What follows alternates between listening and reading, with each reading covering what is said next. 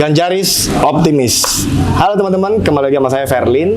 Dan saat ini teman-teman lagi ada di Ganjaris TV dalam program Generasi Penerus. Nah, dari 2 episode sebelumnya kita udah menggali banyak banget hal-hal yang menarik dari teman-teman yang tergabung dalam relawan Ganjaris. Hari ini kita kedatangan salah satu, apa bisa dibilang ya, anak muda, milenial juga, ya kan, yang profilnya luar biasa dan akan kita kulik hari ini. Bersama dengan saya sudah ada Mas Leon Sengkei atau Leon Alexander aja. Leon Alexander. Sengkei itu marga aku dari Manado. Wow, ya harus bangga dong Mas. Iya, ya kan? nggak apa-apa, cuma nama panggungnya. Siap. Cuma itu oke, Mas sama Leon aja Alexander. sih. Oke. Mas Leon apa kabar? Alhamdulillah, puji Tuhan kabar baik. Waduh, ini saya sempat kaget teman-teman. Tadi saya pikir saya bakal wawancara eksklusif dengan Pak Ganjar. Ini ngeri-ngeri kali nih. Jadi agak-agak, ini Mas Niko jadi agak-agak gugup gimana gitu. Gitu ya, tadi juga pas aku nyampe, orang-orang pernah ngeliatin, salfok mungkin ya sama rambutnya. Tapi udah kelihatan bahwa Mas Leon ini sepertinya emang udah Ganjar banget. Gimana nih Mas, pandangannya nih? Ya, perkenalkan diri. Monggo, silakan perkenalkan diri dulu. Halo teman-teman Ganjaris ya. Yes. Teman-teman Ganjaris TV, perkenalkan nama saya Leon. Saya, profesi saya sehari-hari sebagai pekerja seni peran, aktor, dan saya menggeluti dunia seni peran ini sudah lebih dari 6 tahun lah ya. 2016 ya. Yeah. Belum lama sih. Iya. Wah, enggak lah, udah malam melintang lah. Gitu. Oke. Gitu sih, Mas. Siap. Mas Leon, ini Mas Leon ini kan adalah pelaku seni. Seni peran khususnya ya. Bisa saya klasifikasikan bahwa Mas Leon ini berada di industri kreatif. Betul ya? Betul. Pandangan Mas Leon terhadap industri kreatif kita di tanah air khususnya, menurut perspektif Mas Leon, kira-kira seperti apa sih situasinya yang Mas Leon rasakan? Kira-kira industri kreatif saat ini seperti apa? Ya kalau yang aku lihat ya, industri kreatif di Indonesia tuh udah berkembang banget ya. Oke. Itu bisa dilihat ada datanya itu di 2019. Di data Backcraft itu untuk khususnya di perfilman dunia industri film tuh. Di tahun 2019 mereka mencapai 10,3 triliun. Nah, itu kan artinya industri film ini, industri kreatif khususnya di industri film ini sangat berkembang pesat gitu. Ya, kita bisa lihat lah banyak film-film Indonesia yang sekarang tuh udah jumlah penontonnya mengalahkan film-film Hollywood. Wow, ini sebuah peningkatan ya. Sebuah peningkatan. Nah, itu artinya di pemerintahan Jokowi ini Pak Jokowi sangat mendukung. Sangat mendukung industri film ini. Terbukti di tahun 2021 Pak Jokowi datang di Festival Film Indonesia. Wow, keren banget. Itu kan suatu kehormatan ya, kebanggaan lah ya buat teman-teman kita pelaku seni para juga ya. Sineas Indonesia. Yes, betul. Dimana itu mungkin kalau saya salah bisa dikoreksi ya. Cuman sepengetahuan saya itu pertama kalinya Presiden menghadiri Festival Film Indonesia. Wow. Ini menarik sekali ini. Tentunya menjadi salah satu pemicu dan motivasi buat para pelaku seni peran ya, para aktor film, pemain film juga pastinya. Nah, bicara soal industri kreatif tadi kita kembali di awal bahwa belakangan ini Mas, fenomena media sosial ada beberapa platform, salah satunya YouTube dan sebagainya. Menurut Mas Leon, seperti apa pemanfaatan teknologi media sosial belakangan ini di kalangan anak-anak muda? Menurut Mas Leon seperti apa? Ini kan pesat banget nih Mas. Iya. Nah, hal itu yang memang harus kita concern ya. Karena aku sendiri sebagai generasi milenial yang lahir tahun 90-an lah ya.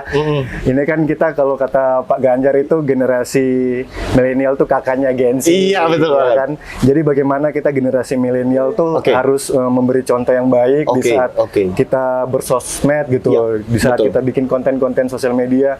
Aku juga main TikTok, main Instagram gitu, dan aku bikin sesuatu hal yang mungkin bisa mengedukasi gitu. Iya, betul. Saya kemarin aku bikin konten apa sih Indonesia Emas 2045 itu. Wow. Di TikTok. Nah, itu kan yang suatu konten yang menurut aku tuh itu bisa mendidik gensi biar mereka ngerti gitu loh. Oh, ternyata 2045 tuh ya, itu umurnya Indonesia di 100 tahun gitu, atau 1 abad. Nah, bagaimana generasi milenial ini bisa melihat itu sehingga mereka di tahun 2024 ini mereka nggak golput gitu loh. Mereka ada kesadaran diri mau pilih. Oh ya, siapa ya pemimpin kita di tahun berikut gitu. Siapa ya pemimpin kita di tahun 2024 dan biar mereka melek politik juga gitu. Iya, betul. Aku mention di Instagram, kalau sekarang Gen Z udah melek teknologi, sekarang waktunya kita melek politik. Wah, mantap. Jadi politik tuh dibikin asik aja. Bener gitu. banget, dibikin relax lah ya, enjoy ya. Karena Gen Z sekarang mungkin mereka mikir politik apa sih ya buat tua gitu orang tua. Masih apatis ya. Enggak lah, kita juga kan generasi milenial juga.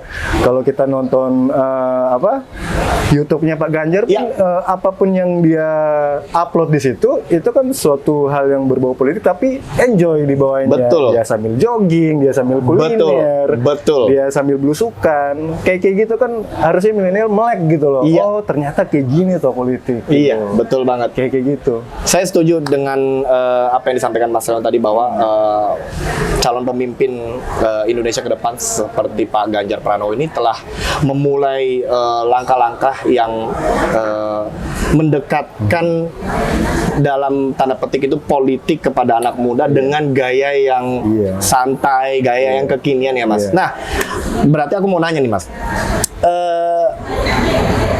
Menurut Mas Leon, kita butuh nggak sih karakter pemimpin yang adaptif terhadap kemajuan, terhadap karakter anak muda di masa kini?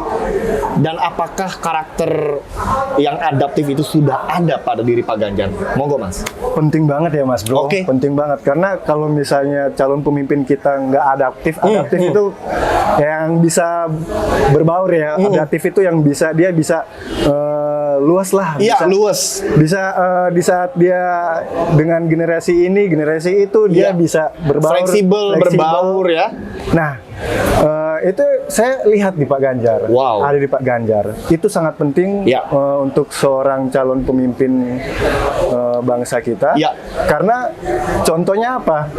Pak Ganjar dia memiliki gagasan ide yang sangat kreatif ke depannya dan dia pelaku industri juga. Oh ya?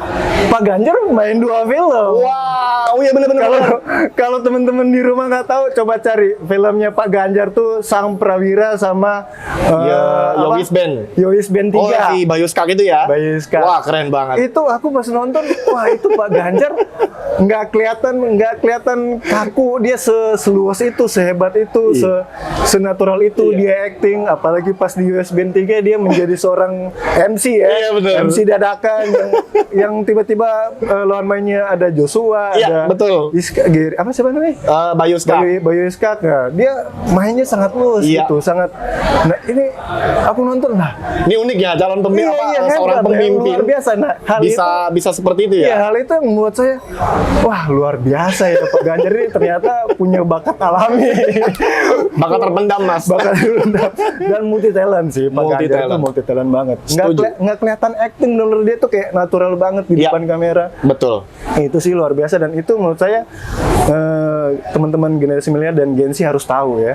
Harus tahu hal itu. Jadi mereka tuh tahu oh ternyata calon pemimpin kita tuh gaul juga gitu loh. Bener banget. Dia aktor juga, main film juga. Jangan gitu. yang kaku-kaku banget lah gitu kaku ya. Banget, bener gitu. banget Mas. Jadi aku setuju banget pemimpin yang adaptif ya. Bener. Selanjutnya Mas Leon ada bahasa waktu itu. Jadi Pak Ganjar ini sebagai seorang gubernur Jawa Tengah, beliau juga sudah mendirikan atau membangun yang namanya Heterospace Creative Hub ya kan, memang untuk menaungi teman-teman anak-anak muda yang sangat gemar dalam berkarya dan berkreativitas. Nah, di beberapa kesempatan Pak Ganjar pernah mengatakan bahwa industri kreatif itu adalah aset nasional.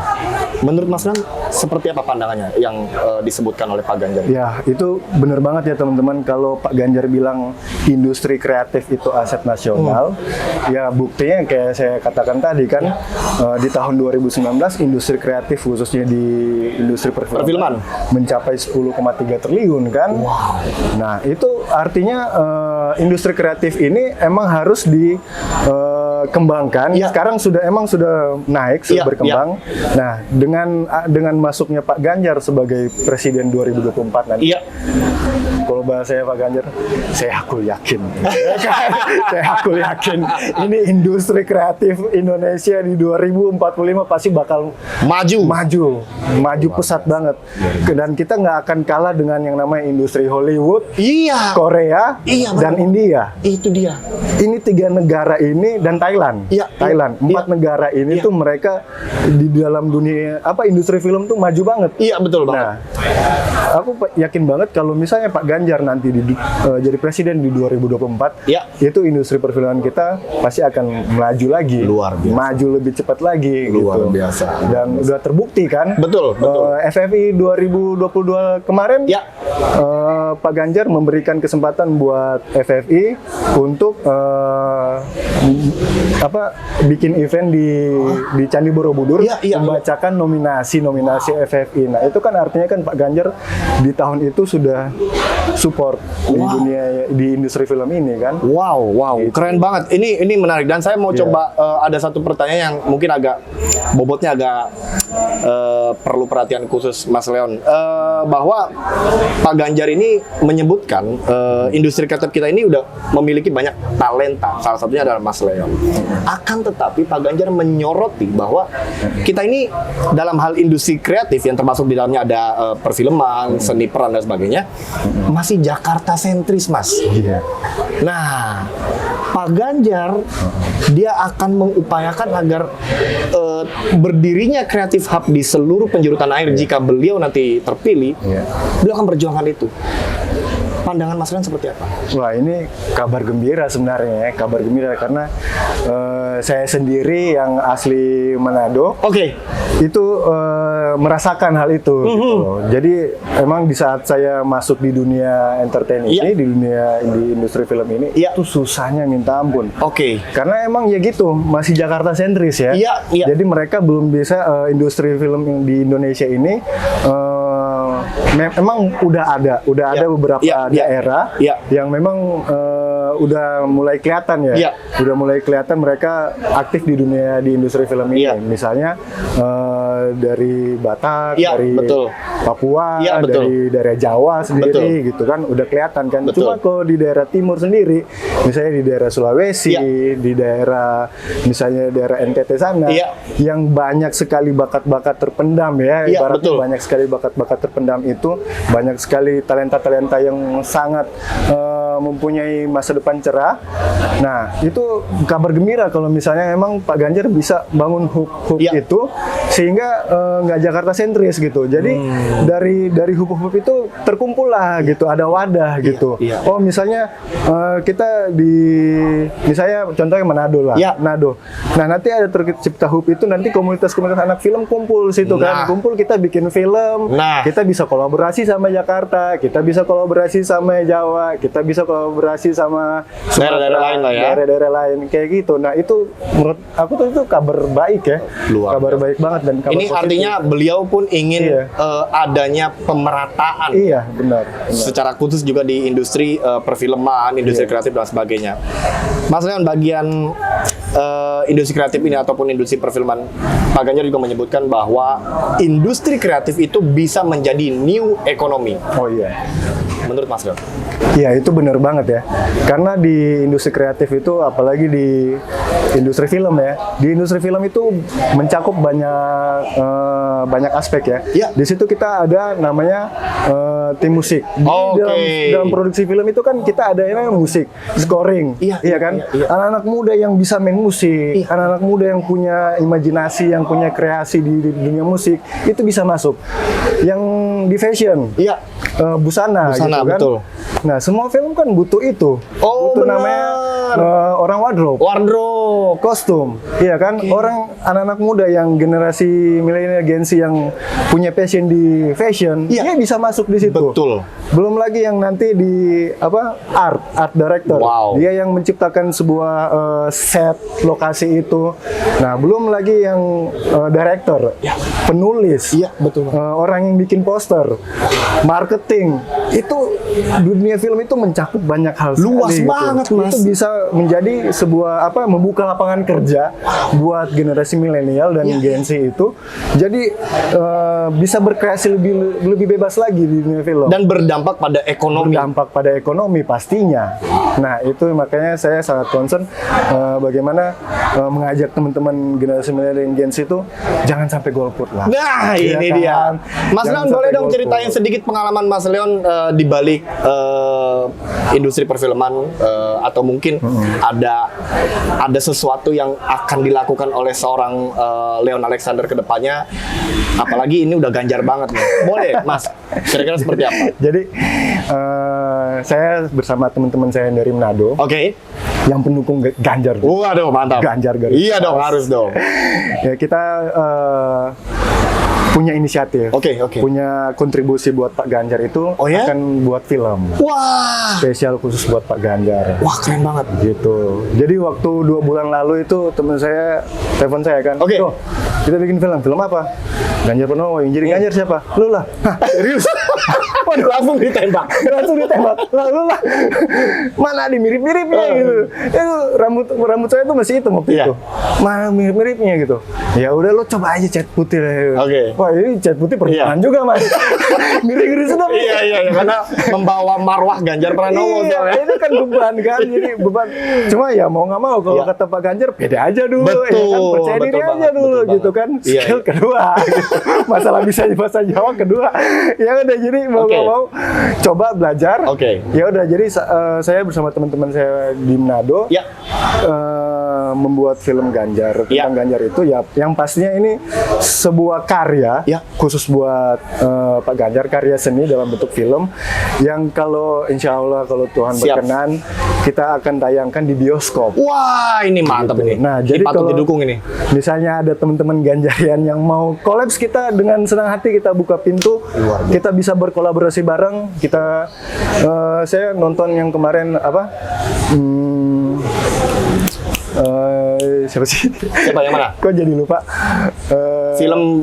Om Om Roy Martin. Oke. Om Roy Martin dia Iya. kan seniman senior kan. Oh, iya, benar dia bikin gerakan seniman dukung Ganjar. Oh, iya. Itu nanti mungkin kita akan kolaborasi dengan mereka gitu. Wow, keren banget. Oh, itu GSI yang sempat deklarasi di Jawa Timur. Iya. Oke. Wah, Gerakan ini keren seniman banget. Indonesia yang Iya. dukung Ganjar. Iya.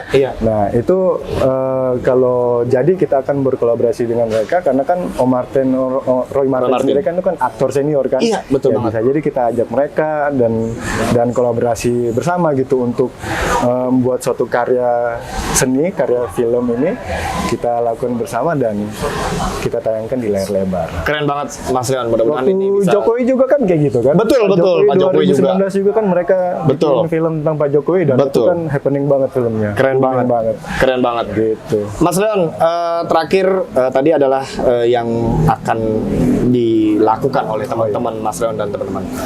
Terakhir Mas, harapan kepada Pak Ganjar Pranowo secara khusus bila insya Allah nanti akan terpilih di 2024. Kira-kira seperti apa Mas?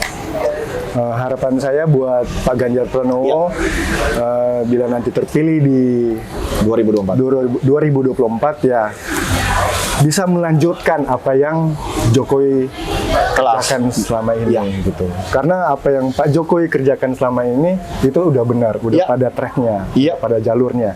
Bagaimana tinggal nanti Pak Ganjar Pranowo ini melanjutkan dan mengembangkan semua yang sudah dikerjakan Pak Jokowi selama ini sehingga nanti industri kreatif ini makin berkembang lagi dan di saat 2045 ya industri kreatif di Indonesia sudah menjadi negara yang setara dengan industri Hollywood, bener banget. industri Korea, film Iya, Korea, iya. industri film India. Itu Keren banget Mas Leon, ini adalah suatu harapan dan juga semangat yang udah Mas Leon tebar, dan harapannya tentu semoga Pak Ganjar bisa menyaksikan apa yang menjadi aspirasi dari teman-teman pelaku industri kreatif juga, dan mungkin mudah-mudahan juga Mas Leon bisa main film bareng sama Pak Ganjar. Amin. Doain aja dulu ya. Baiklah teman-teman, terima kasih sudah menyaksikan saya bersama Mas Leon di Generasi Penerus. Saksikan kami dan pantengin juga, jangan lupa subscribe, like, dan komen di channel YouTube Ganjaris TV. Terima kasih atas waktunya. Ganjaris Optimis.